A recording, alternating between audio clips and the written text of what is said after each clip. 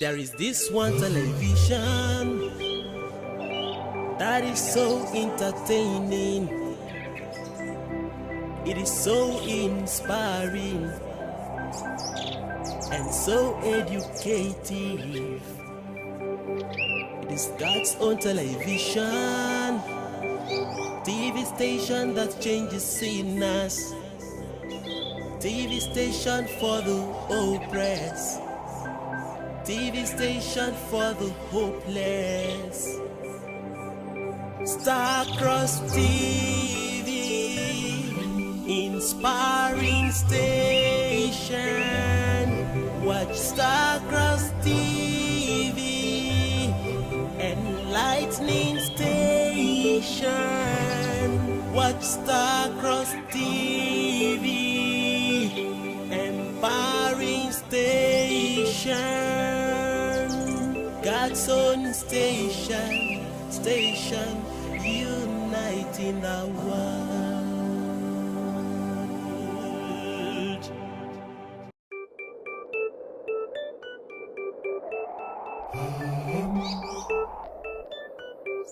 There is this one television that is so entertaining.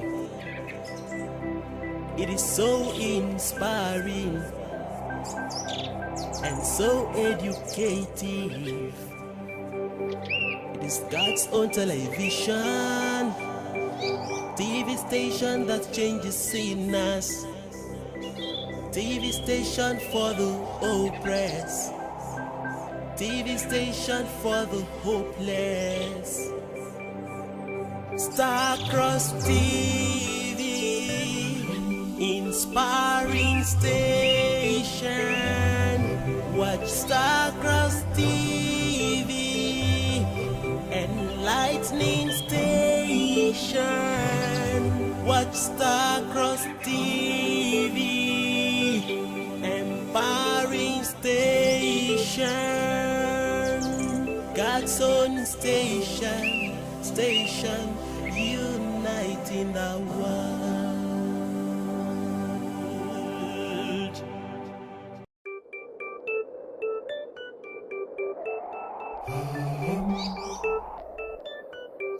There is this one television that is so entertaining.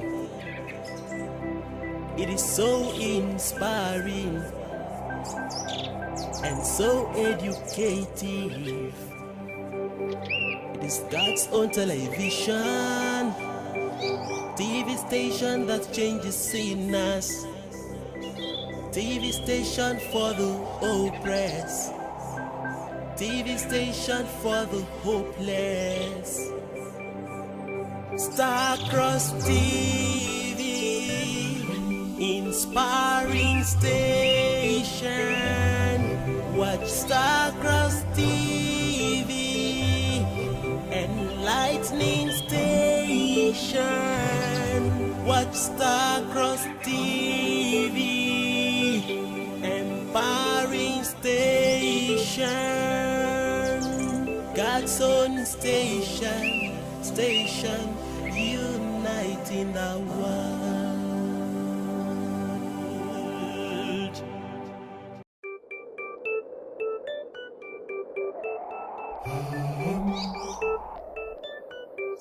There is this one television that is so entertaining. It is so inspiring and so educative. It is. And the gospel of this kingdom shall be preached in all the earth before the end shall come. Accordingly, Brotherhood of the Crescent Star, Washington, D.C. graciously invites all children of God, home and in diaspora, to hold special fundraise towards the acquisition of a befitting place of worship in Washington, D.C., USA. The all-important event is slated for Sunday, 4th September 2022 at Hilton Garden Inn, Silver Spring North, Broadbirch Drive, Silver Spring, by 10 a.m. Eastern Time. For more information, please call plus 1-240-753-5405 or plus 1682-812-1443 or plus 1202-487-0830. Come, let's join hands in building the sanctuary of God for the blessings and salvation of humanity. Divine Vanguard Esther Udoka, Chairman Planning Committee. Thank you, Father.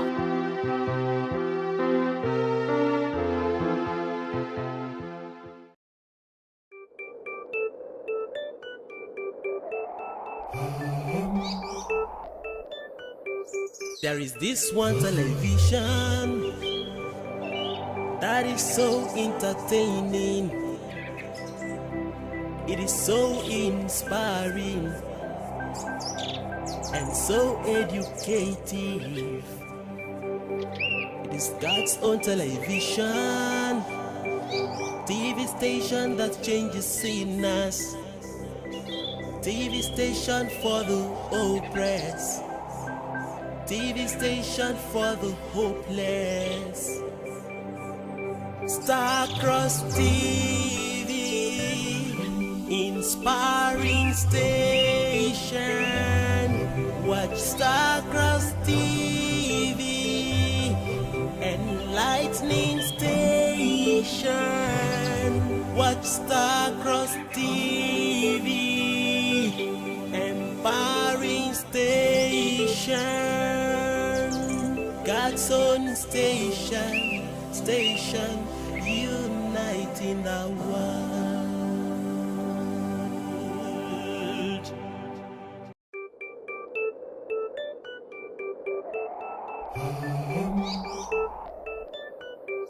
There is this one television that is so entertaining. It is so inspiring and so educative. It is God's own television. People of Starcross TV, good morning, and welcome to the Morning Star Breakfast Show. Yes, it's been a wonderful day. Today is Friday. Thank God it's Friday. As you can see, we are all bubbling, smiling. I just said I don't know why you're so excited this morning. Well, before I do the intro, welcome to the Morning Star Breakfast Show. My name is Joy Dambo and it's weekend. I think today is second to the last. No. Before we do that, let me officially wish you a happy new month. This is the month of September. And you know, in September a lot of things do happen. I think this is a period where we used to call, we don't enter Ember month. Okay, so I think it's from, is it October? September. September, yeah. So yes, we have entered that month where we usually say Ember. I don't even know what that means. Like, is it ending now, the bar? You know, there is a rhyme. September, okay, yes, September, October, November, December, the bars. The bars. Okay, thank you. So yes, we are in the bar months, okay, and this morning, myself and the beautiful presenters here will be, on your screen till 10:30 a.m. So don't change the channel, okay? Please, I'm begging you, stay glued to your TV screen, all right? If you feel like maybe there's something you want to tell us, feel free to call us in. Our line open. Join us in our conversation of today. We promise you that it's going to be interesting, and as well you can join us on our YouTube platform. If you want to drop your comments, feel free to do so.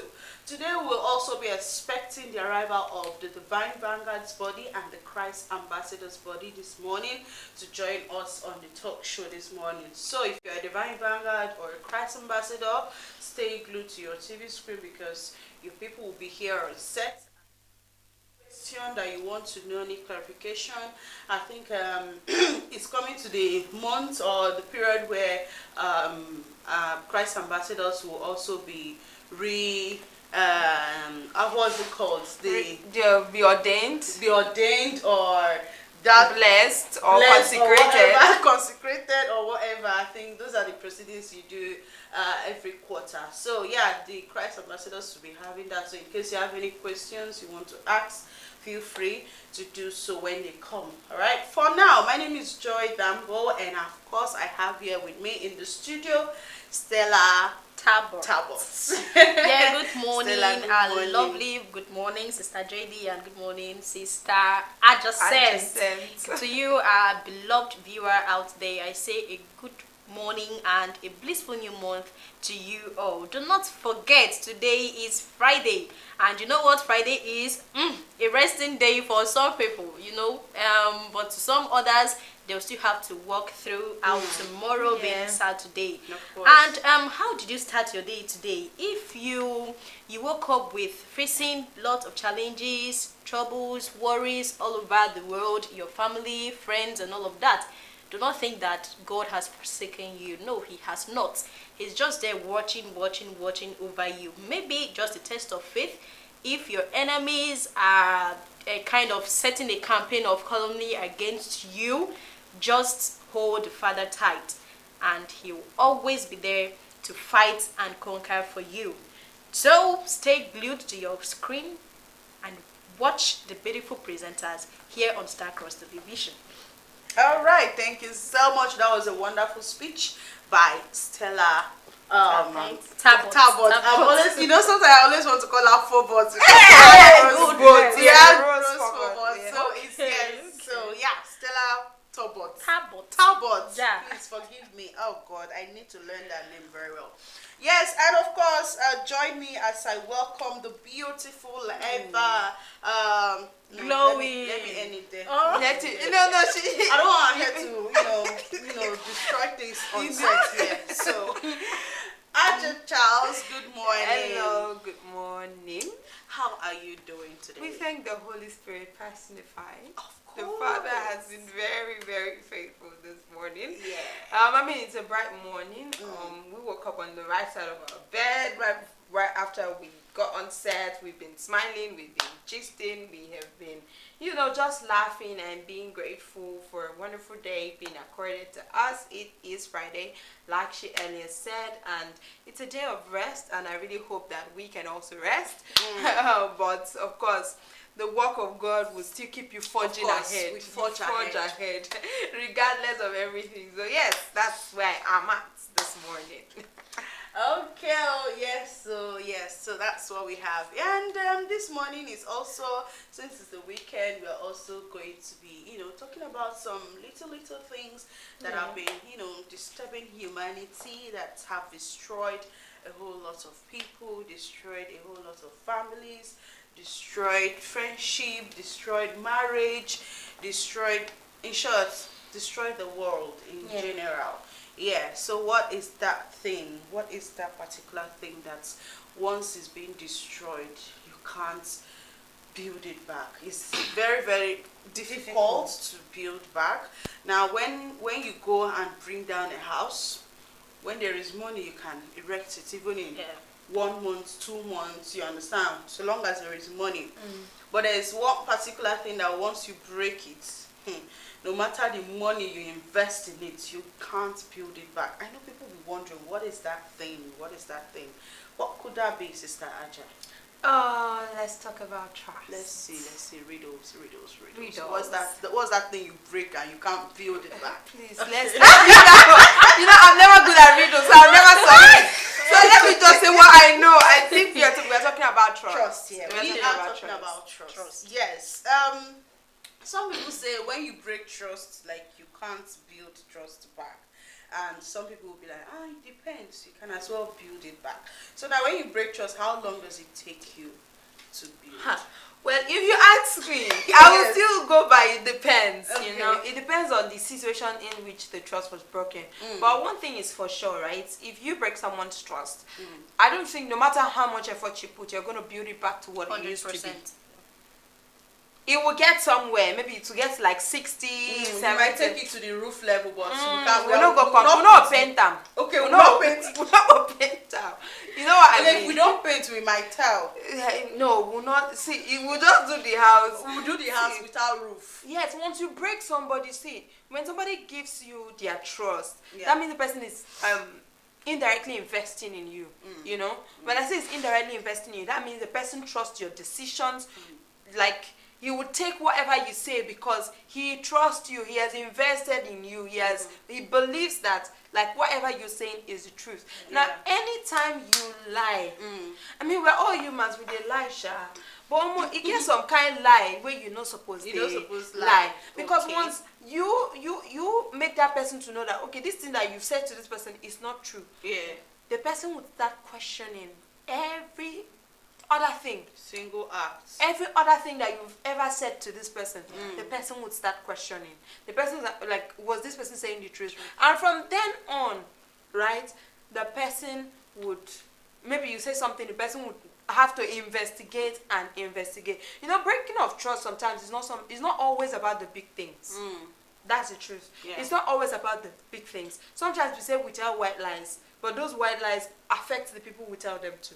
You know, that common thing of saying, okay, now let me use, for instance, deal with myself, right? For instance, we all tell white lies, you know. But imagine every time you call me, I'm like, I'm on my way. Maybe we need to meet up, right? And yes. I'm like, I'm on my way.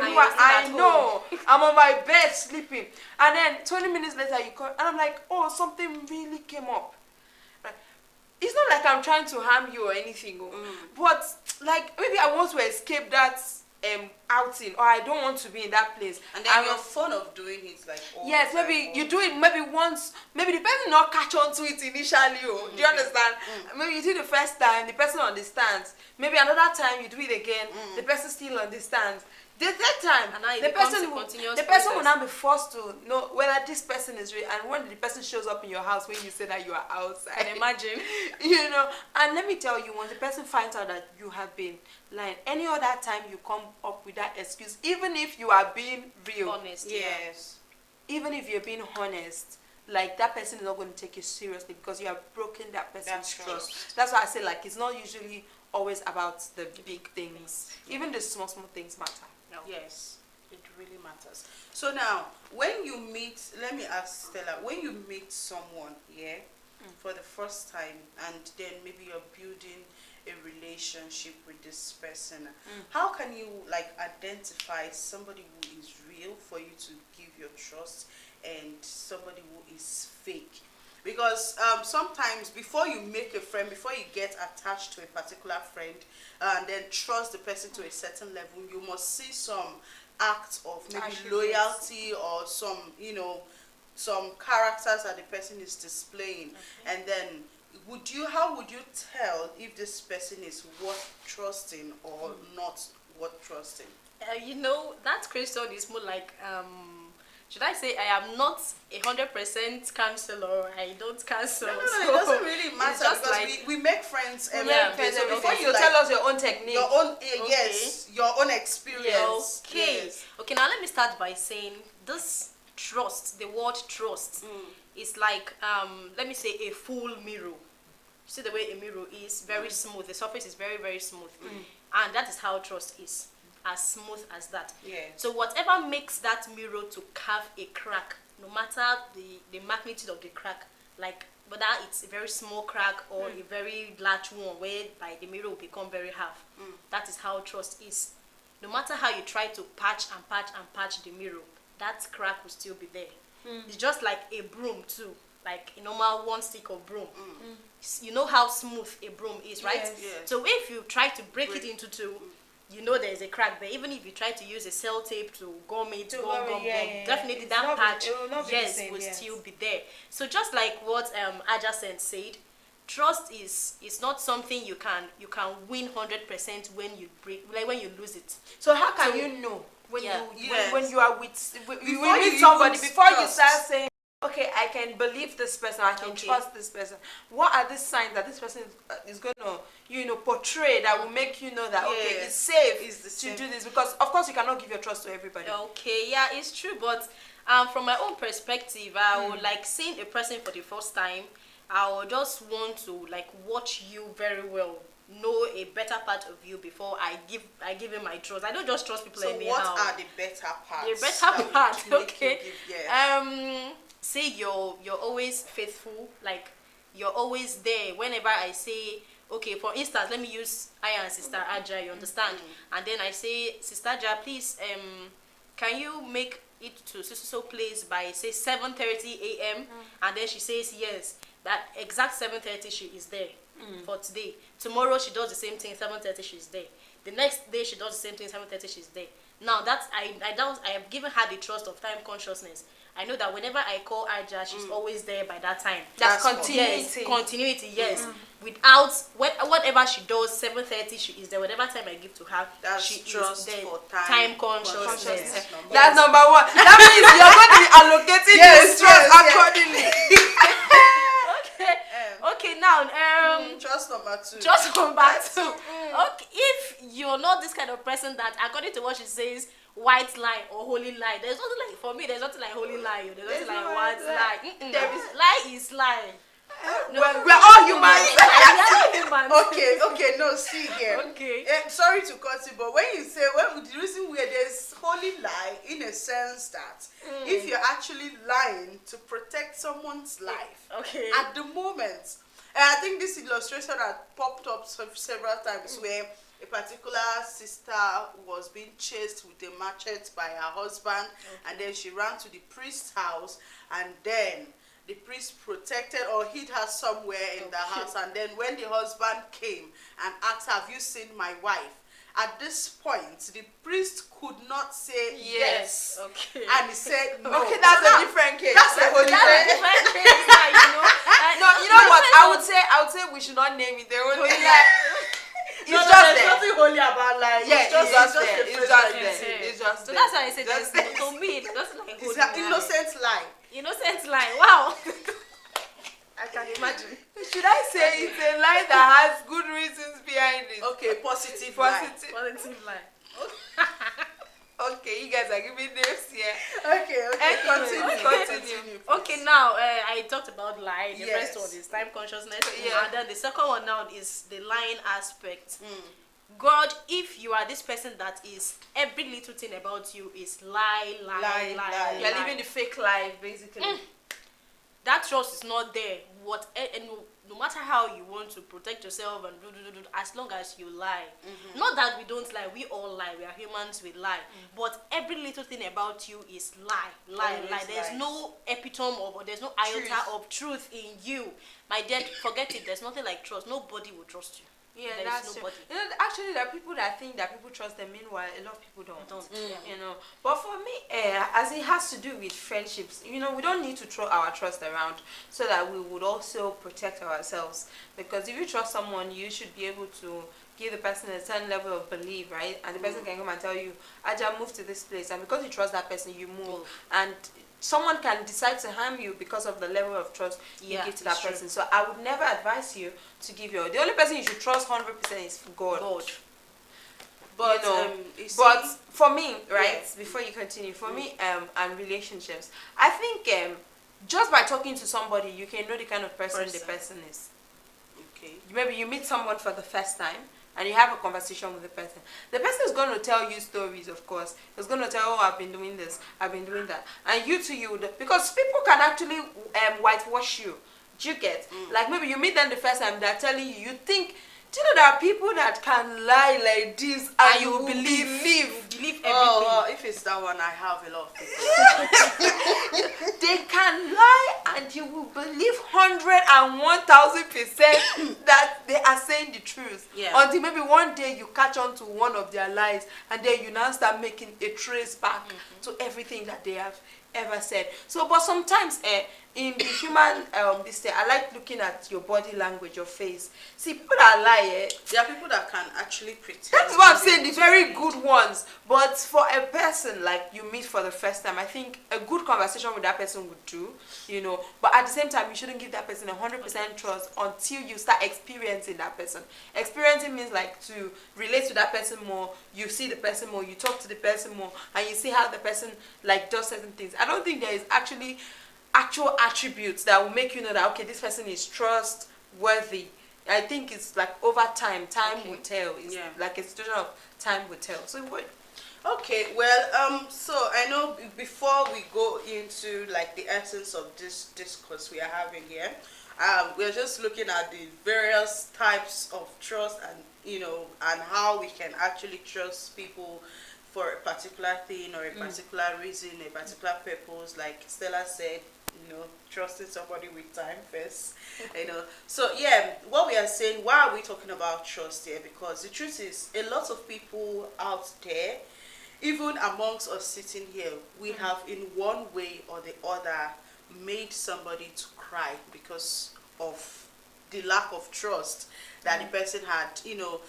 Okay, should I say maybe somebody had trust. Yes, a broken trust. Somebody had put her whole mind, soul and body to trust you for a particular thing. Maybe you may not actually know that you've hurt the person by breaking that trust. Maybe there is something you did, and because the person cannot tell you, there are some people that when you break their trust, they can't come back to tell you that, oh, you have broken my trust, or this is the thing you did, or they'll just avoid you. Now, when somebody is actually avoiding you like that, you need to know the reason why the person is doing it. I said to somebody that I am one person that if I have friends, you understand, and I have issues with my friend, even if maybe I'm not ready at that time to tell you about that particular issue, if I value my friendship with you, I would definitely come to you and tell you that this thing you did some time ago, or this period, I didn't actually like it. You understand? So now, if you don't value your friendship with that particular person, once you cut that friendship, once that trust is being divided, you're not going back to that person. You just let go. But me, I don't throw friends away just like that. Yeah, friendship if is you valued. if you have people that you've trusted for a certain period of time, for a long period of time, maybe something happened between the both of you, you need, unless maybe that friendship is not valuable to you, you understand? Because that period that issue had happened, that's break of trust. You understand? If you had a fight with your friend, you have broken trust between yourselves. Maybe you're fighting over a particular thing. You understand? There is a break of trust at that moment. If maybe, you understand, if maybe myself and Sister Aja are arguing about a particular thing, maybe we had an agreement that we're not going to take away this teacup from here. And then all of a sudden, one day I just woke up and came and carried the teacup without telling Aja. I've broken that trust that we had about that particular thing. You understand? So by so doing, next time when we have maybe an agreement on a particular thing, Aja will not believe you. She will not be honest. Okay, no, she will not be open. She will not really believe me that I will keep to that particular thing. Maybe she might even tell somebody that I beg, please, I don't even want to put my mind there, because that's the last time when we did that thing. She went and broke the rules. So that trust has been broken. So there's no how, unless maybe Joy kept to that promise and say, okay, this time around it's not going to happen like that, and then I kept to that thing. But even with that, you need to not give me that 100% trust. Continuity. Continuity. That's where continuity comes in. Exactly. Because if you continue doing it, at a point I will forget about that. That is it. I actually forget about that. So now, why are we talking about trust? Is because a lot of people have confided in people. Yes. I can come to you and then tell you a particular problem I'm having. Now, instead of you, I'm coming to you because I trust you. Sometimes when we talk about depression, the first solution one would say is talk to someone. Yes. Talk to someone. Tell somebody your problems. Now, if you are that friend that people can always comfortably come to you to discuss a particular thing with you, don't ever in your life break that trust, because the moment another person hears that thing, some people will be saying that if it was so easy to keep the secret, why didn't you keep it? Why did you come and tell me? No, it's not nice. It's not nice to say, because that person actually, believes in you. One thing with depression, right? You need to talk. But at the same time, I like saying, sometimes this thing will be changing it small.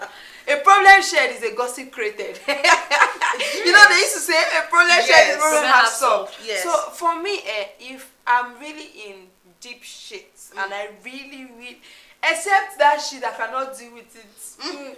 If it's something that I know I can still contain, I would hope, no matter how depression will go, we will pray and cast a bind. No, not all. But I know that it's not all. But Aja, when it has to do with talking to people, I don't think we should talk to just anybody. Some of us, we are actually very careless with our secrets and what's happening in our lives. maybe because this person has been good to you once or twice, and you feel like that person is trustworthy enough, you tell the person. That is why I say a problem shared is a gossip created. Okay. You know, but there are definitely some of your friends, you know, or family members who you can say, okay, I put a certain level of belief that this person is not going to share. But one thing, whenever you go out to tell somebody something, I don't think we should ever have it 100% in our minds, right, that this person is not going to, because this person is just human. What if a situation comes up where the person has to defend you? Also, and the person is like, oh, it's not like that, being that you have confided in, and everybody is like really going against you. Sometimes the person might need to divulge, like, from you.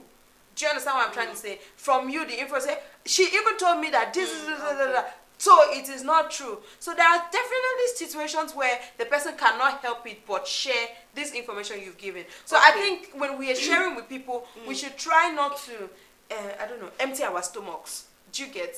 I think we should never empty our stomachs. That's the truth from my end. I think we should never tell the person like everything. You know, try to make sure that whatever you're telling the person is not something that can be used against you. Character damaging.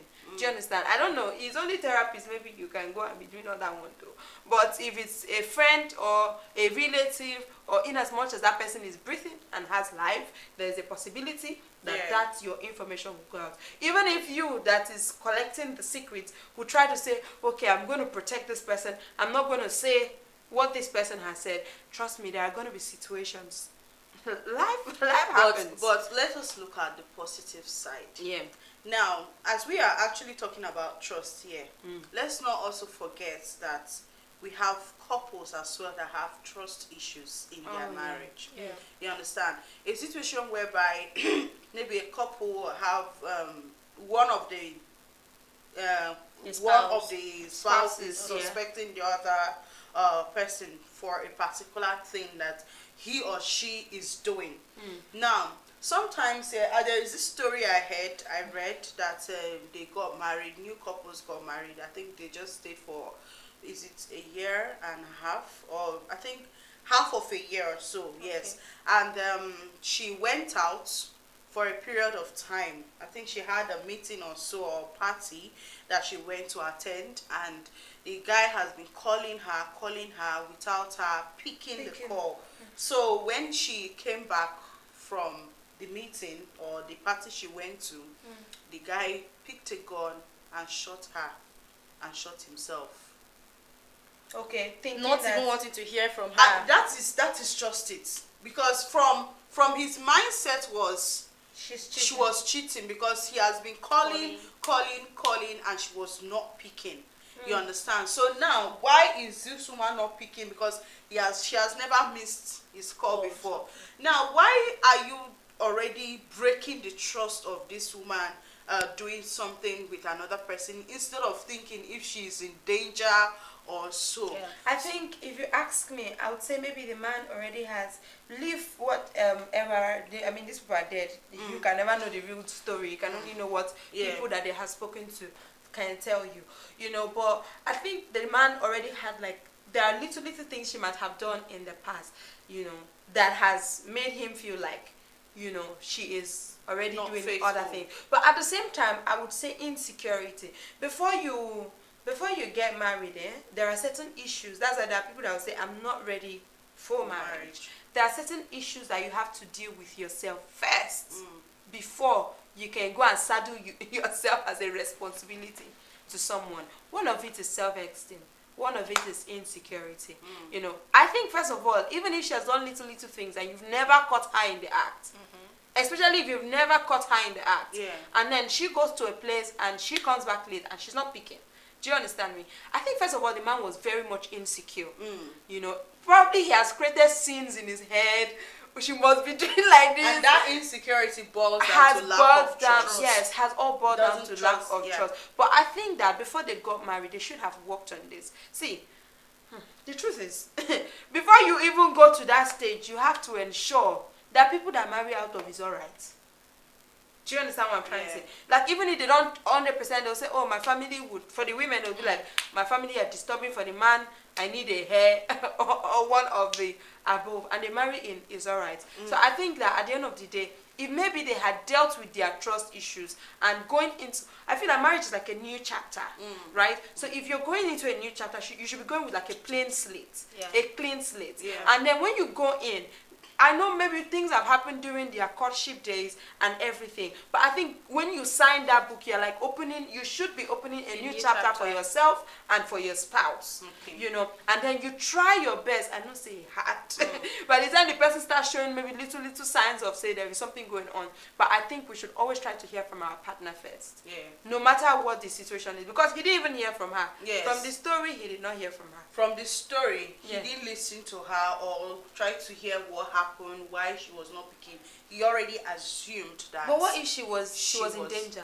Exactly, that's what I'm problem. saying. That's the point. So you already assumed that she was cheating on him at the time. That's why she was not picking or taking his calls. And then when she got back, she shot the wife and then left the house and went and shot himself dead somewhere close to the river or so. At the end of the day, saw their two bodies in the water. I don't know, maybe he jacked her to the river and threw her inside and shot himself. And these were like the richest couple in the town. You understand? They just newly got married. It was the talk of the town marriage you get. And then and the funniest thing is those set of persons maybe would have been the cynosure of all eyes, like people were like looking up to them. Like imagine the way, if maybe for instance there were like this kind of cute couples, people were if looking, they were looking up so to them. just like that, he just shot himself and then his wife without even wanting to know. Story, very, very the sad family one. just, the generation just ended.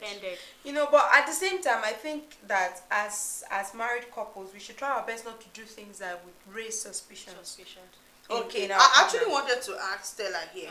If maybe, for example, your husband doesn't trust you well, like, do you have to prove your trust? Do you have to like prove or do things to prove that you are loyal, you are honest, you're honest? Just would you want to do things to buy trust from your husband, or he is supposed to naturally actually trust you without you going extra mile to prove or do things for him to trust you? Okay, just like what AJ adjacent said.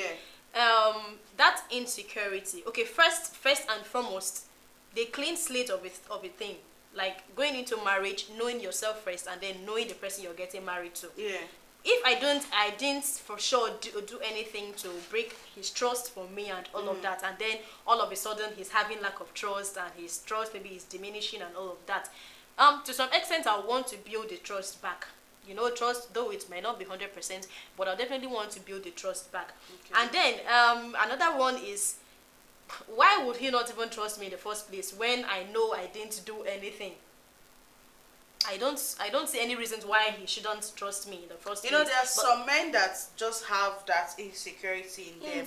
And especially when a woman is very, very beautiful and successful. Very, very beautiful and successful and attractive. So now this kind of people, they find it very difficult for their husbands or spouses or fiancés to like trust them 101%. You understand? Because they always assume that everyone eyes now is actually on now you. Let me come in there. Before we got married, I'm using myself for instance, before we got married, we were in courtship, right? We courted and all of that. So you must have known me from origin, from scratch. Now, using that scenario you don't believe that people can actually pretend to know you when deep down they don't actually trust you? You understand? Just because they want to get married to you, you understand? I don't understand why someone should pretend while courting. No, they do. That's why I said that we should not marry in his alright. I don't understand. Why should you just pretend? Yeah, I know. Especially some women, especially this is, let's be honest here. No, they are going to be like, we are attacking the gender, our gender or so. But you see, women. Me, I'm standing for the men. No, I'm standing for the men. That's what I'm saying. Okay, let me start for the women. Me, I'm standing for both. Let me start for the women. They are advocates. Okay, no. See here. No. It's not. We don't have to stand for anybody. What I'm trying to say is that you're talking about pretense. Like, why would somebody have to pretend just to gain trust or something? Now, there are people that they are actually good at pretending. Now, if a woman is so desperate to get married There is nobody that can pretend more than that woman. I am telling you, if a woman is actually desperate to get married here to somebody or to whoever, now she'll be so good and so loyal. But so for how the long? How family- long will that last? Oh, you're not. It's like you you have not been in a until desperate situation. after the marriage, few months after the marriage. Once you say carry your wife, they go, brother, carry. So at this point, once they have carried the wife straight to their house, You know, all the they have pent up paid anger, actually. All the thing where you don't do, where she don't overlook. the family members, maybe when you go for visit, they'll say, in-law, come and wash this place. Come on. Yes, ma. You go, you do this one, you do that one. Deep down in your chest, it's paining you. You know that you're not supposed to be doing that kind of a thing. You understand? It's paining you, but because you want to get married, you want the family to love you, you want them to accommodate you. There are some women, I'm not saying all women, there are some women that don't pretend. Yeah. And of course, I fall in that category. That's the truth. I don't have You time give it for to them pretense. 100%. 100%. If this particular thing is not good with me, I will tell you it's not good with me. Definitely. Yes. That's Yeah, But that's wrong. now, Yeah. a desperate woman that wants to do anything at all to get married will pretend until when she gets into that marriage. I think that's why women have to be taught to hold their own, regardless, and try to ensure that, in as much as, I don't know, we they talk say marriage doesn't define us, but at some point in your life, you would also feel bad that, I'm not married, I'm not hitched and everything. But I think that regardless of that, we should try to encourage ourselves. And if you ever fall in that place where you feel like, I'm not married, so I'm not achieving a lot, maybe you should take that attention you are giving to the marriage issue and put it somewhere else. I want to use, for instance, a lady, somebody I'm familiar with. I know she's watching me now, she's going to kill me, but I'm going to still say this story anyway. Right on. So she knew, like, she was fine, not so successful at that point. She was like an average young woman, and after school she was working in a firm. Nigeria now, where they pay you small money. So she was holding her own, actually. And then the pressure from family started. You were the first daughter, you're supposed to be getting married, you're supposed to be doing like this, you're supposed to be doing like that. And I remember her coming to, like, my mom, and she was like, Mommy, see, they don't say if I don't marry this week, this one. And as first daughter, a lot of pressure. You get a lot of pressure. Her junior sister even came and got married, and she was still there. I remember something my mom said to her. My mom said, maybe because you are focusing too much on the topic of marriage. Do you understand me? Maybe you are focusing too much. How about you take the same energy and put it somewhere productive? Guess what? Sister started, she started saving up. She said, this thing, if I'm not going to get married, I'm going to make mad money. And what did she do? She went ahead, she opened up a boutique, right? And she invested her time, she refined it, she started creating designs of her own. It was in one of the shows that she hosted, like, for her to also help her show, like, her, so all these exhibitions. That was where one of the people that came with a girlfriend came to buy something from her stall. I was like, wow. And the man now looked at this babe and looked at the babe he was coming to buy something with. And I was like, wow, this girl is focused for a young girl of her age to be. And he got to know her. And today we're talking about a married couple. So sometimes I think when it has to do with young ladies that are vying to be married, maybe because they put their mind so much in the marriage issue that they have forgotten to concentrate and build yourself and build themselves. They've forgotten to invest in themselves. They've forgotten to invest in their character, and in their overall growth. So sometimes as young ladies, I feel like we should train ourselves, to try and focus more on the things that matter, which is us. At the end of the day, we matter above all things. So like I said, I'm standing for the women power. Of course, and that we are not. That's why I started by saying we don't have to stand for any party. Me, I'm standing because I'm apparently, just this being conversation neutral. kind of really, like, falls to the feminine angle. Like, It's not really. See, even men do break trust. everybody breaks Men trust. break trust. You understand? There are men that are ready to betray their fellow men to get a particular thing in life. Yes. Just because they want to get a particular position. Just because I have seen a situation whereby two men, they had to go for a particular position. Like, I am the president and my friend here is supposed to be my vice. and then they are going for this particular campaign to win something, Yes. to be in position. So now this friend here that wants to be the vice actually wanted to be the chairman. The president. Meanwhile, I brought you to come and be my vice. In short, I made you. You understand? I wouldn't say made I brought you, but you at in. least I brought you out I of involved you. that place you were, that darkness, and say, come to the light, come and join me.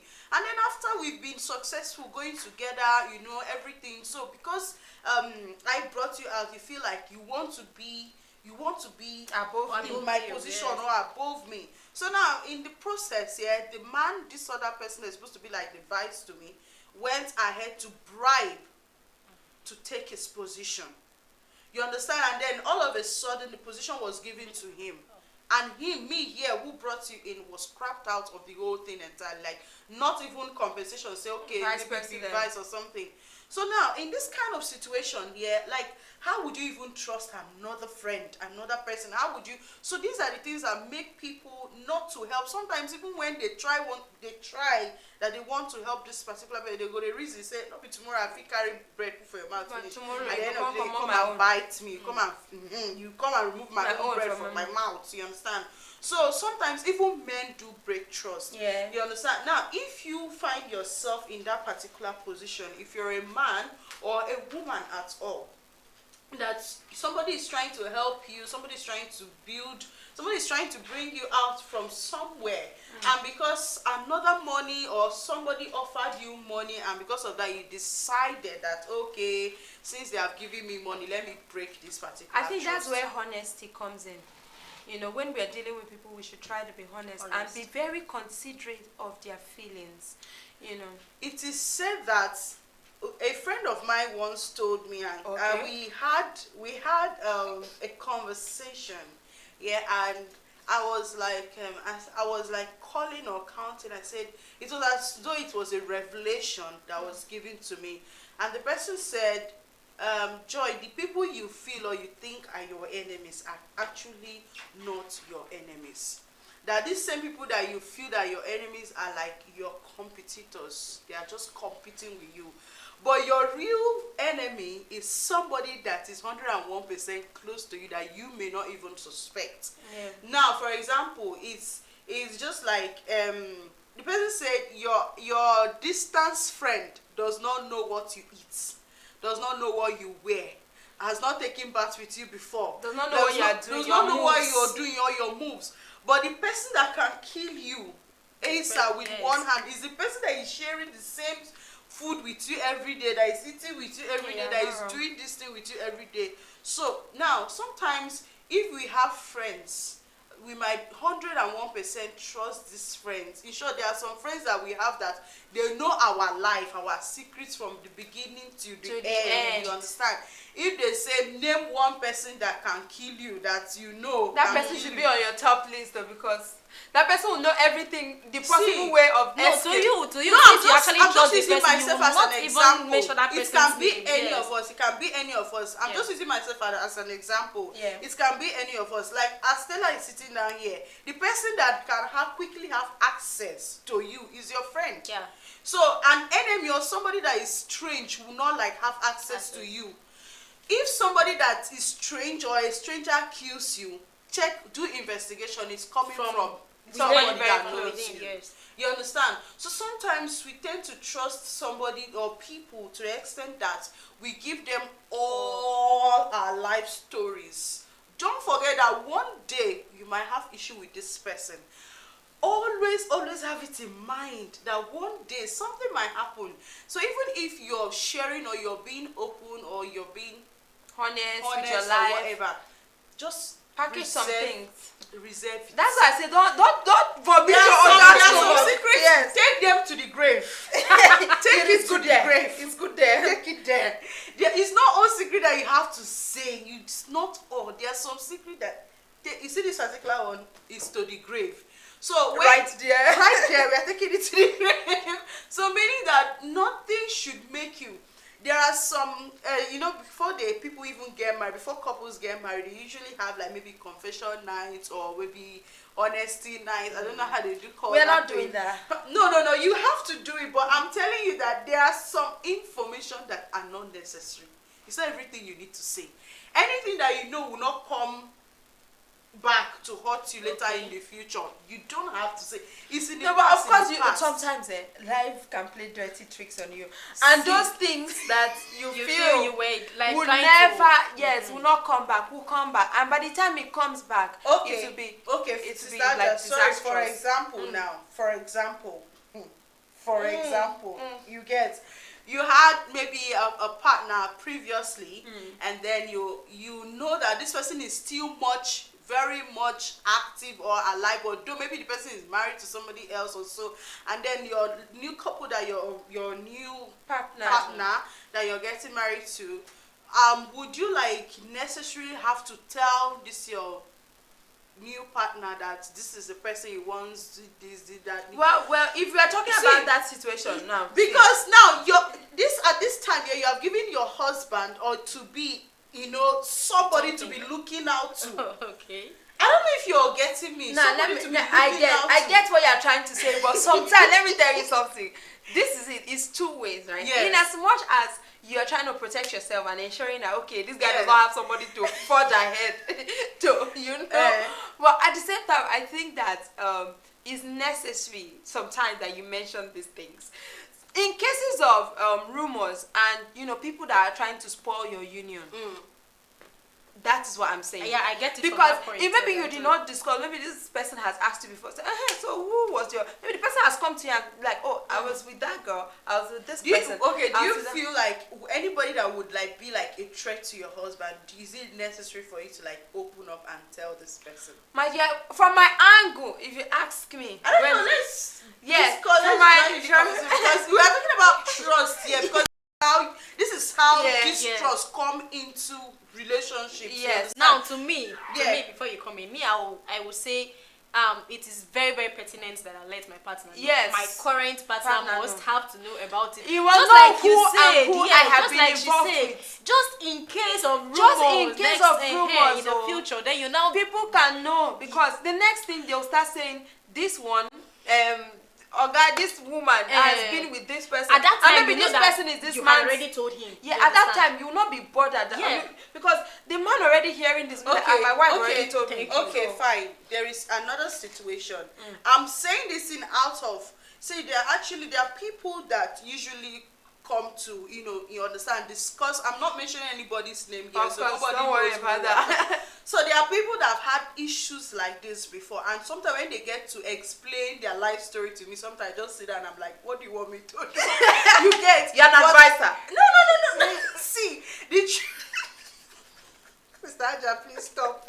So there is this particular couple.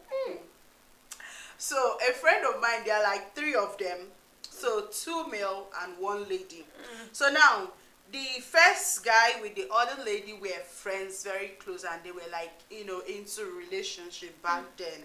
And then these 2 guys happens to be friends. Okay. You understand? And like so when they broke up, she met this other guy, which is a friend to her ex-boyfriend. You understand? And then she was like, when he got to know, at some point he got to know that this guy have been friends, or this guy is actually friends with her ex-boyfriend, like they are friends.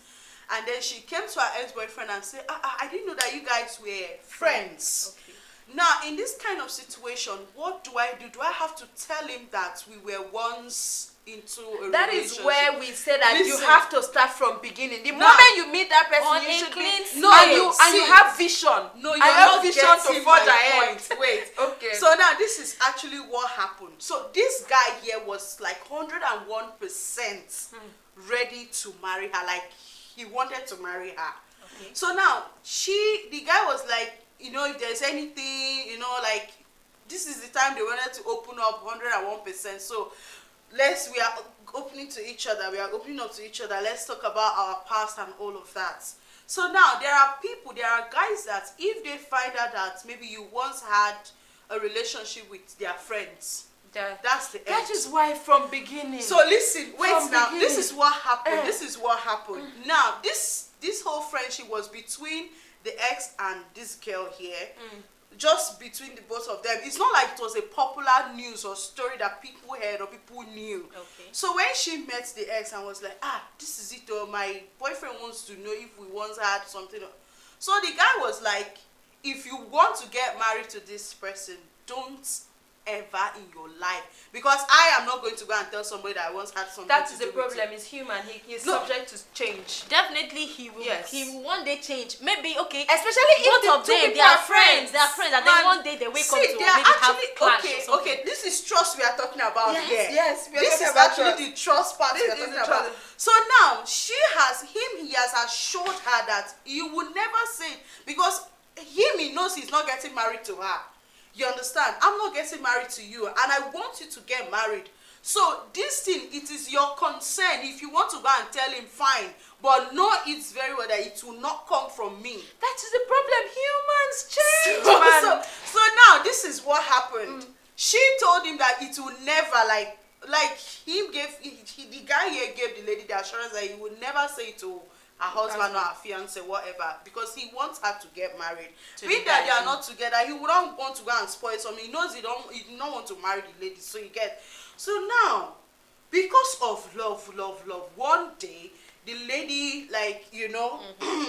opened up and told the husband to be that she once had something to do with his friend, and That was the is end wrong of the timing. marriage. Wrong timing. timing. That is what we said to you. timing. No, that is what I said to you. Like from She the would have said beginning. it from the beginning. From the beginning. See, you meet Yes. this person, and you guys are. He's asking you out. He's saying this. He's saying that. Okay. But do you Before you know? even say Okay, I okay. do, just Before make you sure even it's see- everything see, you're free. Let me tell you. Like I said earlier. Like I started this argument by You saying feel like it was necessary for her to Yes, say it was it very that necessary. time? It At was the very ending time when they were getting married. no, it was not necessary. Okay. At that point, I Bro, feel like it it's- wasn't there's no necessary need. anymore. There's Why no didn't need. you just But leave it it? There's no was need. from onset. But I think at the same time, if they're not married at this point that she said it, it's still a necessary something. Because if they get married, like I said to you, sometimes we break people's trust unknowingly to us that we are doing this. What if something happens in the future?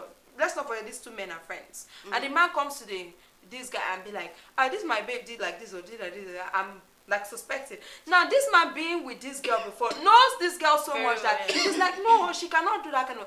At a point, Okay. he might be A pushed to say, situation it's- whereby this guy, your situation is plenty. no, we are having a very serious Your discussion situation is here. plenty. Oh. No. Okay, see, there are friends in our lives that we have friends we rate. Okay. We have friends we rate. If you have a friend, Sister Just, you are like this. If you know your top 5 friends. Yes. Yes. You know your top 10 friends. When I don't out get of top your 2, Sha. wait first. Problem, why? Wait first. You have like top 10 friends. Out of this top 10, you have top 5. Out of top 5, you have top 3. And top 2. And top 2 and top 1. Now let's I don't know if you're getting me. So now in this your friendship here, maybe this girl was actually his top 3 friends, and the guy was top 10. I don't know if you're understanding me. That there's a I possibility met- that it might not cross roads. I met this lady before I met this guy. Okay. I was friends with this girl. We have been friends for years. It's like my top 3 friends in life. Exactly where I Before wanted I to met this guy. You understand? So now, they are friends does not mean that they are like, this guy is like in his top 5 list No. or top 3. Now, see, whether they is top 20 or it's top 25.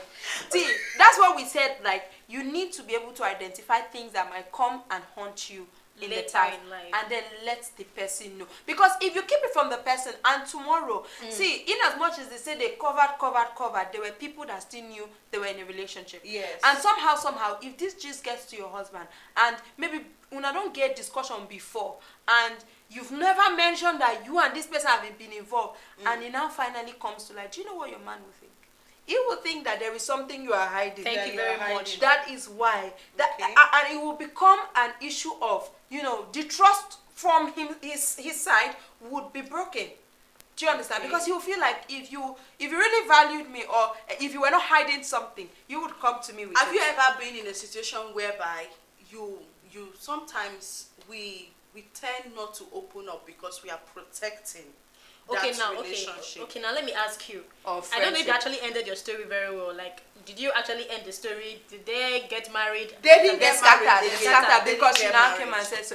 That is what we're saying. If now let me tell you, if at the beginning of their courtship, she had said, okay, these are maybe she has mentioned other people she was in a relationship with, but she skipped this particular friend. Why because did you skip it? Kasala will boss.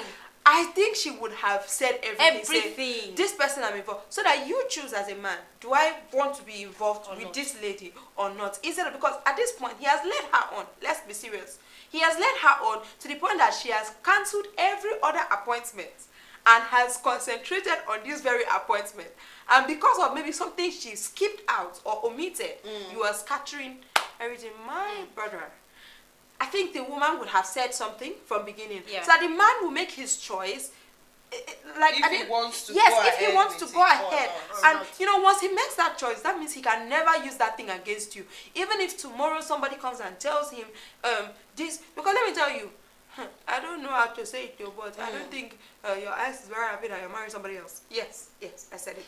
He's not going to be very happy, you know. And maybe tomorrow there's something will happen. Maybe in the case of maybe he wants to defend you, or in as much as they are friends and they know each other, and you know, 101% that their paths would definitely cross. Yes. My sister, is extremely important that you tell this person, so that in the future you are not going to be breaking your partner's trust, because that person will feel like, oh, there is something you are definitely hiding with this Not person. even something. There are so There many are other things, you and are then yet from to there tell the me. person would now start once investigation enter, that's the end of the matter. That's the end. When you enter, that's the end of the matter. Well, Imagine, right? Yes. for me, yes, honesty is key from the top. Yes, honestly, That's for me, but I'm just looking at the possibility of some issues. There's some situations. Like there are some situations that there's some honesty you just don't. Dude. You don't need to. You don't. Now, have And then to. just pray that those some honesties Does not come later on. do Yes, not come so later haunting you later. later to haunt you. But there is no actual specific way to know that these things are not going to come and haunt you later on. I don't know. This I is don't think life. there is any specific way you can know that. You know, you can only hope that Yes, these things are not just going to be come. praying, But I wishing think God, those let things you this should thing keep not come. secret are those things that only you and yourself know. Okay. Okay, and it doesn't involve somebody. It doesn't Yes. involve. And see, what is that particular I thing don't that know. only you? I don't know. But I was just Basically, saying, there are some secrets that- definitely two people will know or something. One, but it might be ensure. you and somebody else. But ensure that the relationship between this person that know this thing and this person you are talking to is so far. It's so far that there is like maybe a 1% possibility of something, you know, coming out about that thing. But in as much as you know that it's the same circle, people sometimes keep things away when it's the same circle. Like the brotherhood fold, like it's such a close. This is like a family, you know. It's only happens in Akwa Ibom. We here in Calabar would know. It's only happens in. So sometimes when it is a situation like that, it is extremely necessary that you let the second party. You have to be honest. Except maybe the person does not ask you, but we have situation whereby the person will even come and ask you, "Have you done this?" You're like, thing. no, You don't have to deny. no. Because you don't even know if the person may be Already knows like the yes. full details. Then just he or she just want No, to no, let me know for if it, she's going to see, be faithful or the not. truth is, if at some point, if somebody or your spouse or your partner or your friend comes to ask about a particular thing that you feel that only you knows, or maybe you and two Oh, other it's time persons, to open up. It's time and to then be the person honest. comes to you and say, I want to ask you something. Do you have anything to do with this? At this point, My choice. sister, my brother, please open up. Just take it Because out. it might be that the person already knows Knows. and is coming to ask you if you will be honest or not. But It what might if be that the actually person wants to does not come. know too? And maybe it's just suspicion. Me, whether you ask me, you don't ask me, I will tell you. If it's So that I if will it know my involves stand. you, like if it concerns you, actually, if it concerns, except it doesn't concern you. Maybe I do something with, maybe I'm friends with somebody else, and a situation happened between us. If you are not friends with that person, I don't see a need to come and tell you. I don't see a need to be honest with you about it. I don't see a need, except maybe you are related to that person, or maybe you are friends with that person too, or we're in a friendship group. Except there is a connection between you and that person, that I know that maybe someday you go and ask the person, say, What this if is the connection comes up later in the future? Later in the future, we will break it. Okay. All right. Yes, I know we've been talking. We jump from here to here to here to Yeah, here but to here to trust, here. yeah. But at the end of the day, we are talking about things that concerns humans, things that we go through on a daily basis, issues that happen within, around, in short, About us, on a daily basis. So yes. Now, if you know that you're somebody that don't keep to trust, or you don't trust people, or maybe people come to you and you tend to break their trust all the time, you betray them. If they come to you, confide in you, and then you have another person that you go and confide that thing that thing they pass do. you pass and the then message. that other person to also have another person that they confide in, and then that's how the information message goes go around, around. and then the next person might actually be The same Somebody person that is told close you. to. Yeah. So now, for example, I say something to sister, I just say, oh, sorry, oh, don't worry. No, nobody's gonna hear. And then come to listen, Stella. please tell her this thing. Don't tell anybody. Don't. And I will Please. be like, You know, whenever somebody starts with "don't tell anybody," that is I a cross rumor my that eyes. already It's started. got- The information because has started. It has started. Sometimes when you say okay, when you just start a conversation without saying don't tell anybody, that I will not information- feel the need to go and talk to somebody else. Yes. But it's like telling me, don't touch this. Maybe I don't see this cup. I don't have it in mind to touch this cup. But the moment you tell me, actually, don't touch this cup, I want to touch it and see what happens. Why do you say I should not? So if you tell me, yes, if you tell me don't tell anybody, I'm like, why are you saying I should not tell anybody? But why should we tell somebody else? If somebody confides in you and We say, shouldn't. It's wrong. It's It's wrong. It's why wrong. should you go out to say it to somebody? It's Somebody wrong. once said that if the secret was so easy to keep, why didn't you keep it? Why do you? So sometimes people come to say or open up secrets to you just because maybe that They thing trust you is or eating eating them them up. There is a movie I watched here that this lady, her friend died, and she know how this her friend died. But from whatever happened, from the whole scene, she went and reported. She knew what happened. So she went and reported, and from the investigation is that the girl ran away with her car. So her car was found in a train station. Meanwhile, her car was parked somewhere close to the bush where they all went to together. So that night she finished, she was coming back, she saw the friend's car was still parked there. I was like, where did she go? That means she didn't come back to the car because she was supposed to go back with the car. So now she didn't come back with the car. When she reported the whole issue, the whole thing was now manipulated. The car was driven down to the train station just to show that she ran away. Meanwhile, she knew deep down, at some point she was able to discover that something took her friend and the friend died in the process. So now she could not open up to tell the family of her friend that this is what happened. Now this thing has been eating her up. She has been depressed. You know when there's a truth that you are keeping to yourself for a And very then a whole lot of lies are being piloted. piloted different stories. Meanwhile, you know the one truth, and this thing has been eating her up, pressing her down because she is so disturbed that she can't say it to anyone. Now at this point, she needed to talk to somebody. She needed to open up to somebody and tell somebody the truth. So when she opened up to one of her friends, and then this friend encouraged her to go and tell the family members. Now this story here is being watched by the people that manipulated the girl's death. So the moment she made that call to open up to tell the family members, people came after her to kill her.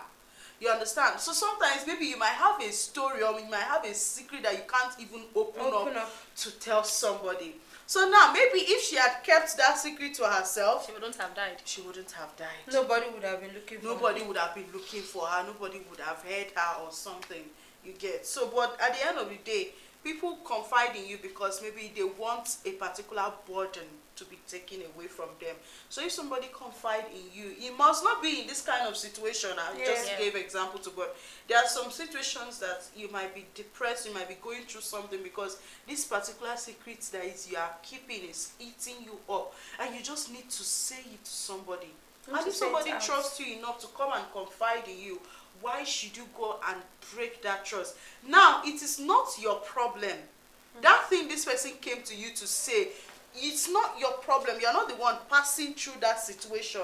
You just heard a story. It has nothing to do with you. You're not involved in it. Why would you have to go and tell somebody? Person, I don't know if you understand. The thing is not making you depressed. Why are you going to tell someone? Because you are not the one in the situation. Yeah. Why are you going to tell somebody about it? It's Oh, wrong. It's wrong. So please, let's learn. Trust. Let's learn to maintain trust that people have for us. If this person say, this is it, I don't want this issue, I don't want this thing to go out, keep it. Because the moment you keep that thing, and then the person gets to find out that, tomorrow if something happens, maybe a recommendation or somewhere, and say, oh no, I know a trusted person. Somebody that tomorrow they will come and say, no, I have somebody that I trust very, no, this person is good. You've gained somebody's trust, and you don't know where that thing can lead you to. You don't know how many connections you can get just to be a trustworthy person. You understand? So sometimes try to maintain people's trust they have in you. Try to maintain that loyalty. Try to maintain that honesty that you already have, and you don't break. You don't know where that thing will lead you to. You don't know how God will use it to elevate you. It's just a positive thing to do. So if it's not positive, we will not come here to talk about it.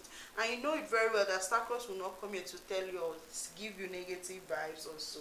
We're here Anyways, that being said and done, I don't know, Stella, do you have anything to impute before we go to Okay, what do I have to impute? In a nutshell, without dragging plenty words, just know that trust is trust. When you break the trust, you can't get it 100%. So just like she said, just like she advised, if you know that you are that person that if Stella comes to confide in you and then you take whatever I tell you to someone else and that, please stop it. Because you don't know what you are doing. You may be, maybe you may be thinking you're doing something very good, but definitely you're not doing anything. You're not doing anything good at all. So please try to see how you can, like someone should hold the trust he or she has for you at a very high esteem, because you really do not know where that will lead you or take you to. So that is well, from my end, right, I'm going to talk about just a certain angle. Like for those people that are depressed, or they have something big that they're keeping, and sometimes, like she said, there are secrets that you don't have to divulge, no matter how much they disturb you. And we know that, yes, and there's some of it that are very, very depressing. I think that is where talking to God comes in. Talk to God about it. Like that should be your greatest confidence, the person that you could always go to. As a brotherhood child, this is a spiritual matter we are looking at. No, I'm talking about like situations that I do it sometimes. Maybe there are things that I don't want somebody else to know about, or I don't want to discuss with somebody else. I will just sit down. Meditation helps too, and sometimes I'll just sit down and knock my head, and I start talking. I say, Father, see what happened, and I start explaining myself. To say this is what happened, this is what happened, this is what. I'm talking to God, man, and then after I say it, like I feel like free, but I have to ensure that nobody is within the corner. You know what I mean? And sometimes you can as well maybe use a video camera and sit and then you talk. Then after you finish, you delete it. Yeah. So sometimes so that it will look like you're talking to somebody. Yeah, that is extremely for the people that is depression and secret that's their problem.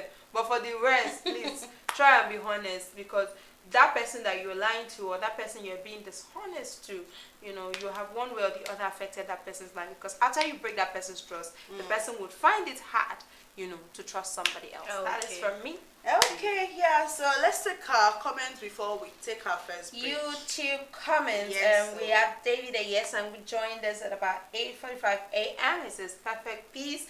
Happy weekend, children of God. Happy weekend to you, sir. How are you? Hope you're good, and I hope you're having a wonderful time already this morning. And from Gladys Oyebo, she says, happy weekend to you all. Kudos to Starcross TV for beaming live to the entire world. Yeah, thank you so much, for always being here, very consistent. Always there, Thank you. From David I say congratulations to all Divine Vanguards and Christ Ambassadors and all children of God. So today is the Divine Vanguards and Christ Ambassadors meeting with our Holy Father, and that's where the congratulations is coming from, I believe. From Grace Russell says, "Thank you, Almighty Father, the great God of the universe. Amen." From Grace Russell, she still says, "Dear beloved brethren, please help me sing." Okay, today is not the old BCS tunes. mixed tune, so Yes. catch us again on Wednesday, and you're gonna get whatever song request that you have. From Grace Russell, she still says, "Thank you, Father, Papa. You are highly super great. Amen." You are highly super great. Amen. Thank you so much. From Mia Essien, it says, "From Senior Christ and Give Take Pay, you are a great team." Thank you. Thank you. Thank you I very love much. the vibes. Father bless you all. Thank you, Amen, Father. amen. Amen. Thank you so much. From Gladys Oyibo, she says, "Absolutely correct. At times, our future happiness could be destroyed within seconds like packed carts crashing down. We need to be extra careful with our present activities so as to avoid pitfalls." Yes, you're right, Mommy Gladys. As we live our lives, we should always ensure that we are trying to. We can never be perfect, but we should try to do the very best we can, to ensure that we follow our own principles and standards, so that in future we'll not have reasons to hide, and in future Thank we'll you, not Mommy have Gladys, reasons. for that advice. Yes. Anyways, at this point, we're going to take a short break, and when we are back, we'll be here with some of the resource persons from either the Christ Ambassadors or the Divine Bandits. So please stay tuned. And the gospel of this kingdom shall be preached in all the earth before the end shall come. Accordingly, Brotherhood of the Crescent Star, Washington, D.C. graciously invites all children of God, home and in diaspora, to hold special fundraise towards the acquisition of a befitting place of worship in Washington, D.C., USA.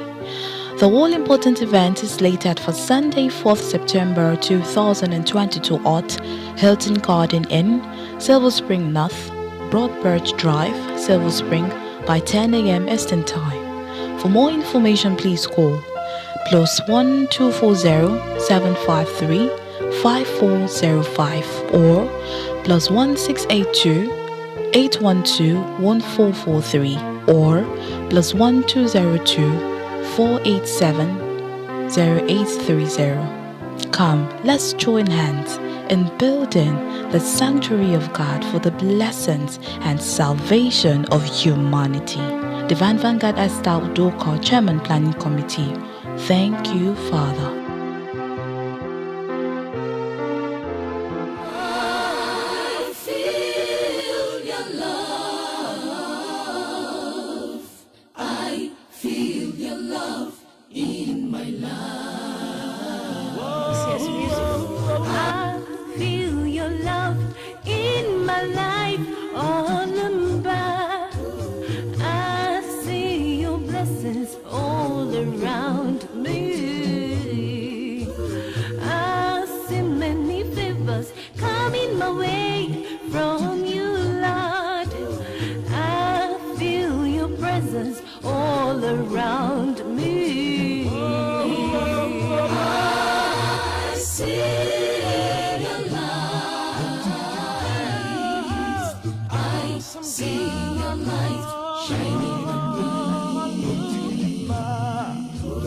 But I was weak, heartbroken, your strength had made me strong again.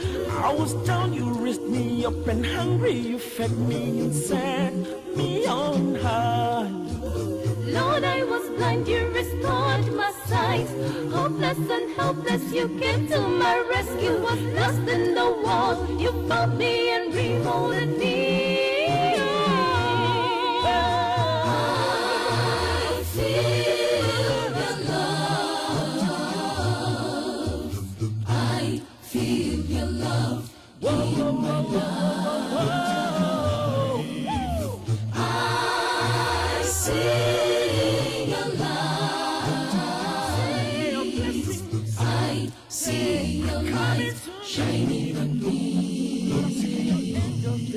I had turbulent nights and twisted dreams. Life was a mess and my hope was lost. You came to me and gave me hope and zeal to carry on. I was seen as a loser man, but Lord, you made me a winner man. Day after day, they call me a minor case, but Lord, you made me a man.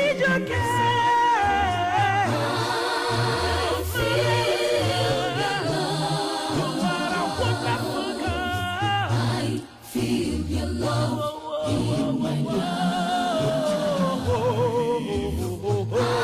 I see your light. I see your light shining on me. The last time I made my research, Papa, you were my God. From age to age and time to time, you remain the same. I say the last time I checked and made my findings, Papa, you were my God. Yesterday, today, tomorrow, and forever. That's very short break. And before we went on the short break, we were talking on a very interesting topic, which is trust. I hope you got us there if you were staying glued to your TV set. And if you're not, just go straight to the YouTube channel and then give us your own comments or your own contributions on what trust, your intake, everything you have to say about the word trust and how you think trust can be upheld at a very high esteem. And then we promise that when we're coming back, we'll come back with representatives of either the Divine Vanguard body or Christ Ambassadors body. Here with us in the set is or are the representatives from the Christ Ambassadors body.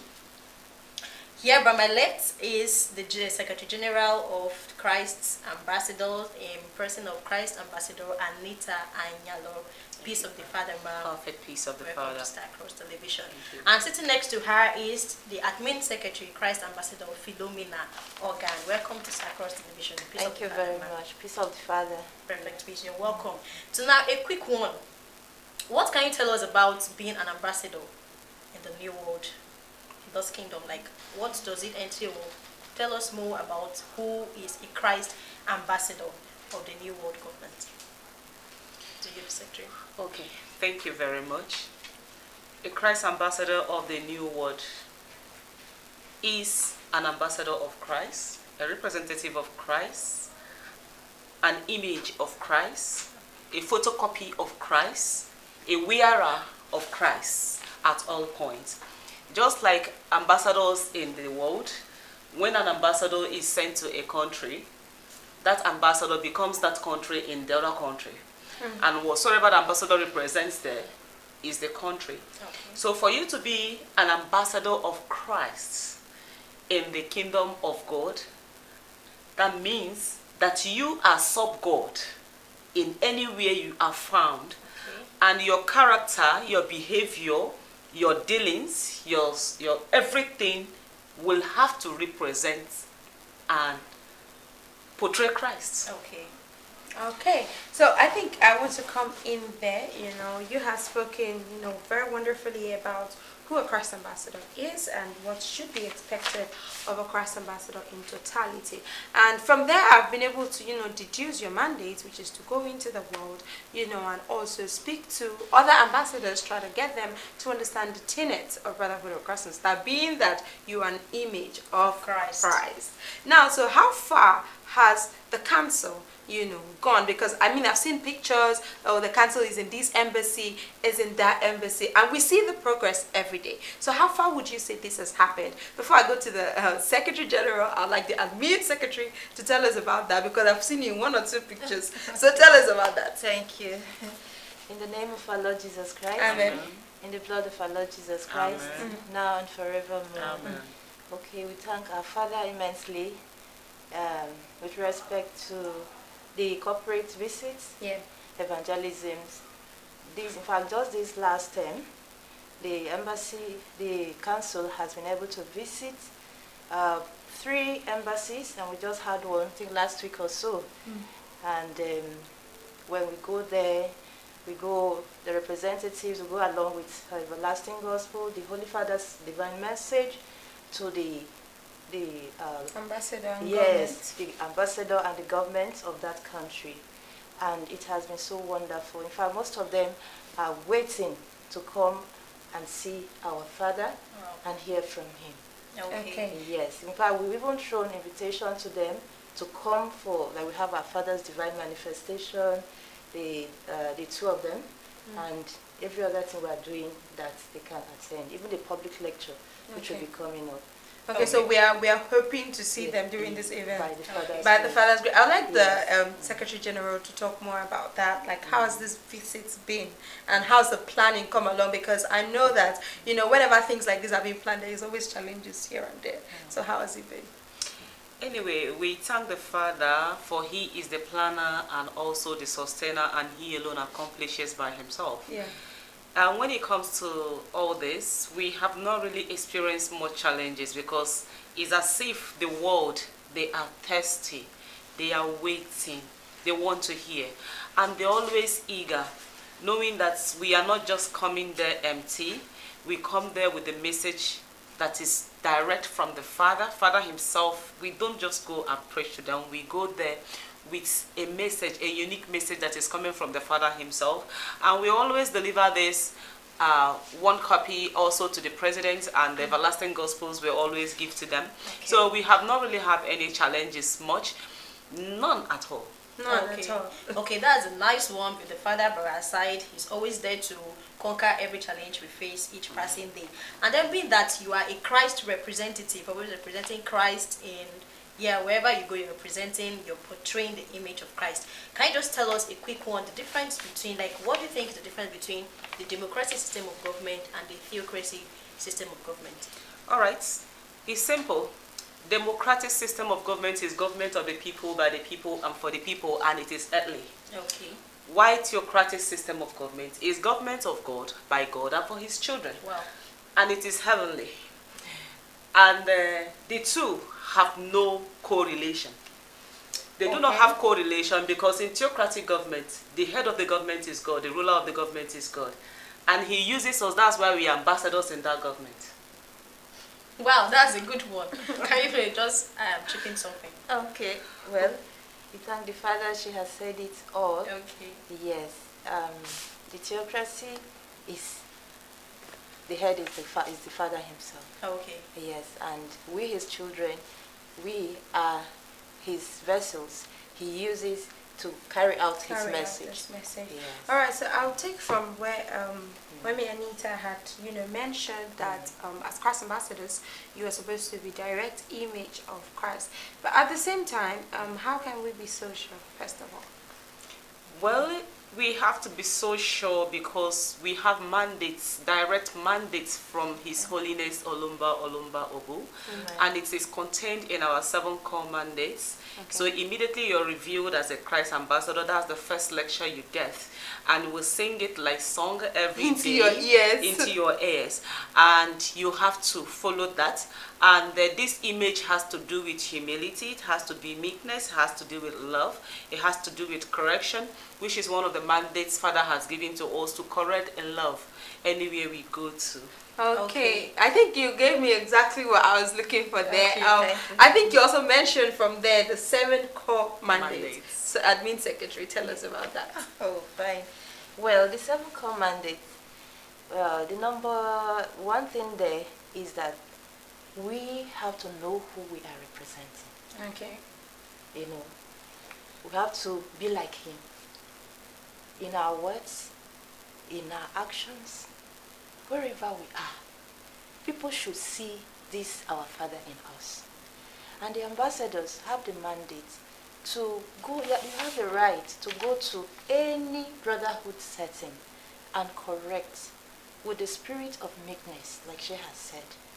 If you go any gathering or brotherhood setting and they are doing something wrong, you have the right to correct them. Okay. This is the right thing. Then we are to see to the development of the kingdom here and there.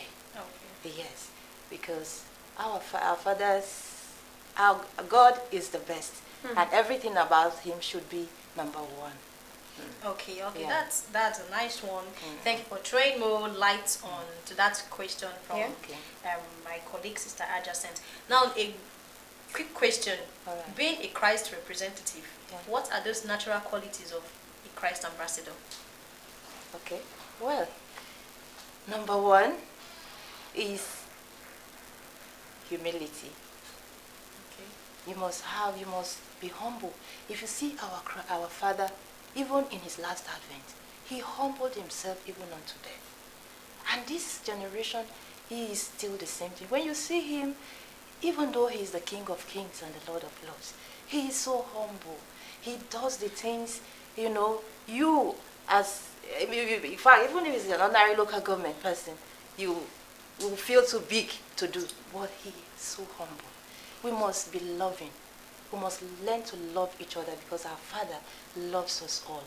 He allows his sun to shine on the wicked and the righteous. Yes, we have to try to be, you cannot be perfect, but we must practice righteousness because our Father is righteous. Thank you. Yes. Thank you so much for enumerating that. I think in the course of our conversation, Mommy Anita had also mentioned some other qualities. I don't know if you want to add to what she has said, or we should forge ahead. Well, she has said it all. The most important thing is wearing the whole armor of God. And also because in these days we encourage ambassadors to be prayerful, because when you constantly pray, you're closer to the Holy Spirit and you activate the inner you. If you do not allow your inner you to be activated, you might not be able to manifest those qualities. Because out of the abundance of the heart is not just the mouth, the body and action comes out. So what you put in is a result of what you bring out. If you keep every morning we recite Psalm 1, blessed is the man that walk not in the counsel of ungodly, not stand in the way of sinners, sit in the seat of comfort, but his delight is in the law of the Lord, and in this law he meditates day and night. You cannot meditate without constant praying. So when you pray all the time and good things is in your heart, you will definitely radiate and manifest love. Okay, thank you. Having, done justice to telling us about who the ambassador is, a little bit about the mandate. Now let's come back home to the achievements that the council has done, in the past quarter. She has already mentioned that there has been corporate visits to 3 places. So, of course, about 4 places. Yes. Okay. Now, you also mentioned like other mandates of the body. So how much has the council achieved to these other mandates? Okay. Well, we thank the Father for, you mentioned the corporate visits, which we really thank the Father, and more are going on. Currently, we are planning, by the Father's grace, to visit the Democratic Republic of Congo for an international evangelism. Plans are on the way for that. And then the council is working seriously to get the UCCA biodata, into action. Like we have what we call BOMS, which is the BCS UCCA management system. It's a web app that, by the Father's grace, it needs all the ambassadors will have, they'll be keyed in. We'll be able to interact there. You'll be able to see all that we need to. In fact, at a click of the button, a profile like myself, it will come out. We go to embassies. Well, we want to go out. It will be so easy to get out things for them. We'll have our financial, obligations there. You see, this is where I've stopped. This is what I'm owing. This is what I'm supposed to do. We're going to have e-libraries in the BOMS and so many things. So the Father and the Chancellor in Council and the Executive are working very well to see that we come out best, and by the Father's grace, represent our Father in a good light. Okay, that was a nice one. Okay, now a quick one. Today is your fellowship meeting with the Father, right? Yes. So what are your expectations? What are those things you're expecting for today? It's for me? Yeah. All right, thank you very much. As usual, when we meet during the Pentecost, it is a time of reflection and also analysis, taking stock of what we have done within the term and also projecting for the next term. And we look forward to a wonderful Michaelmas term. And within this particular meeting, we also are conducting revalidation for our posted praise. We are working on reformation for our posted praise, also we are going to be having annual simulation program for them, because we want them to be the frontliners of the ambassadors. Being an ambassador posted priest, you really have to be an ambassador posted priest, and that is also happening tomorrow morning while we are doing that. And we also planning on their retirement, which is also going to be discussed tomorrow. So we are working on trust fund, retirement trust fund for our posted priests, so that they do not retire hopelessly. They will know that there is a light at the end of the tunnel, and with that they will be able to worship their Father with all they have. Okay, so you said retirement. You know, there's this conversation that I had, and they said there's no retirement in the work of God. So what's going on with that? Well, yes, there is no retirement in the work of God. It's a work continuous. It's a work in progress. But there is a time when the body will be weak, that you might not be able to move the way you move. There is a time you might not invite me here because my face and body might be so weak that I won't climb up here. And those are what we call retirement. The level of your outputs this time will not be the same level of outputs as at then. So you need to be comfortable while worshiping and still doing the work wherever you're sitting. Yes. I really wanted that answer, you know, because there is usually the talk of there is no retirement in the work of God. You know, Mommy Philomena also had earlier mentioned, you know, that during the visit you extend invitations to the Father's manifestation, and also known is that you are the organizers, the main organizers of the Holy Father's divine manifestation. So, you know, you have to tell us more secrets. What should we be expecting from this year's divine manifestation? Best as usual. Yeah. But unfortunately, you're not going to hear the secrets. Just we just want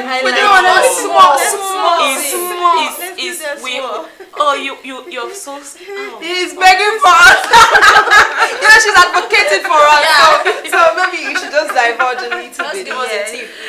Anyway, this year's manifestation of the Ancient of Days, which is very important to us, has a lot in stock.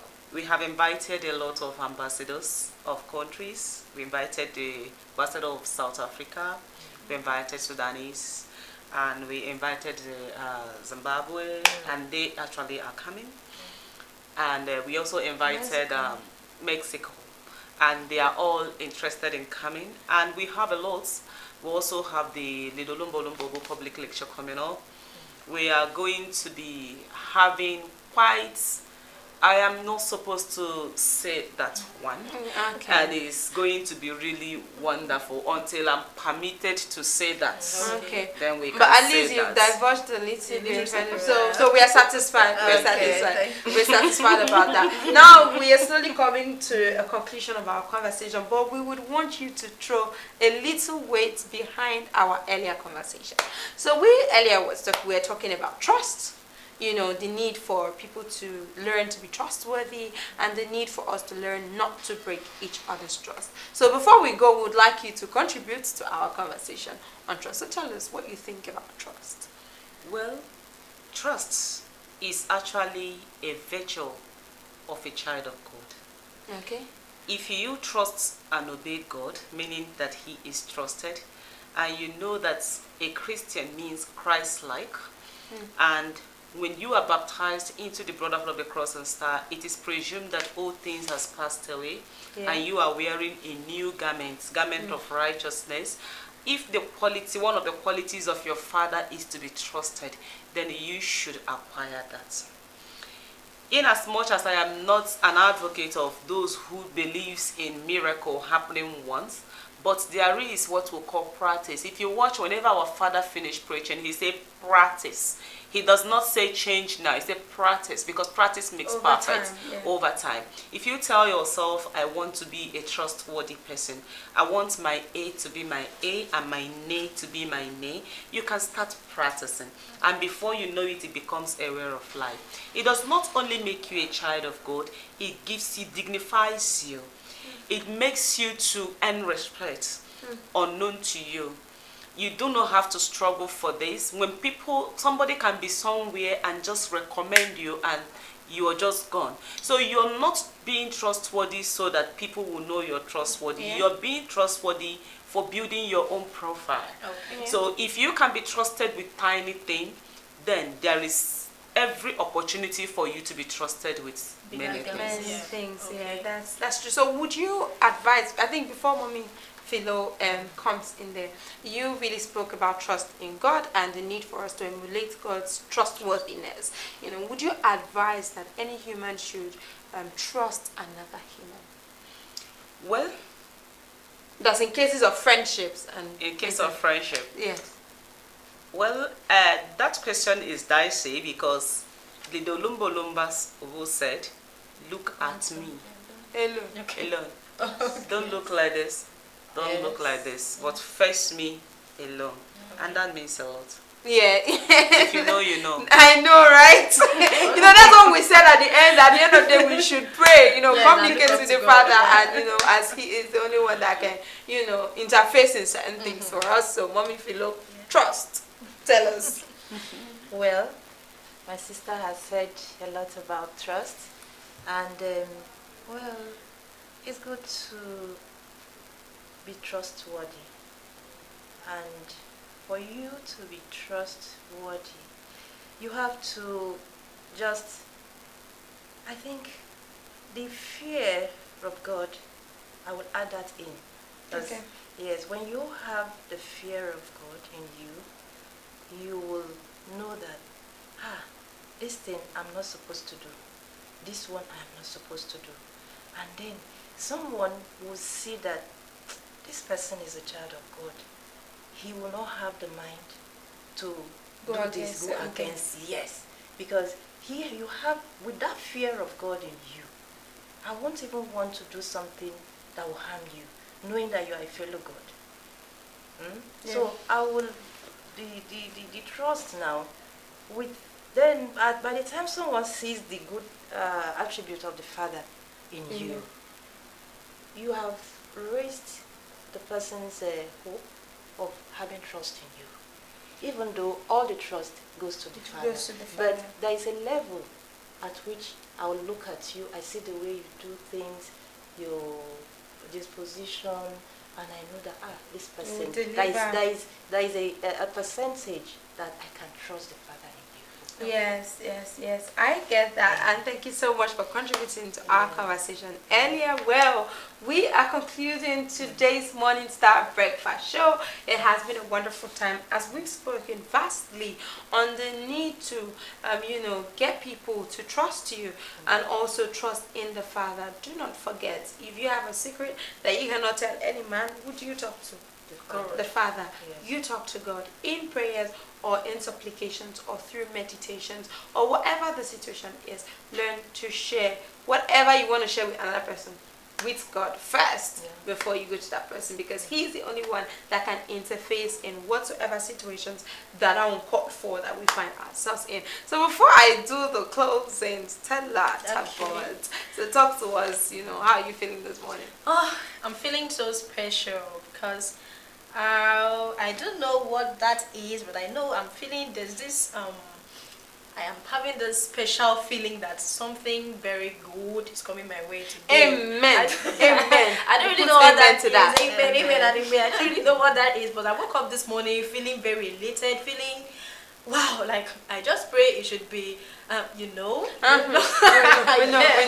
Stella. So that's how I'm feeling today. All right. Well, we are concluding this wonderful session of the Morning Star Breakfast Show. Earlier on, we had JD in the building, and she also spoke and was giving us a lot of insights. Yes, on this trust issue. So maybe the next time you see this team again, it should not be never, Sha. You're gonna see us soon, but for now it's bye here on the Morning Star Breakfast Show. My name is Aja Charles, and I have been here with Stella Tabot. Have a wonderful week and rest enough. Do not forget what I said the last time. Ensure that you rest, because you cannot stress yourself too much. God has better plans for you, so ensure that you rest, stay healthy, so that God's will be fulfilled in your life at the long run. For now, have a wonderful weekend. Have a good day ahead. My name is Aja Charles. Remain blessed.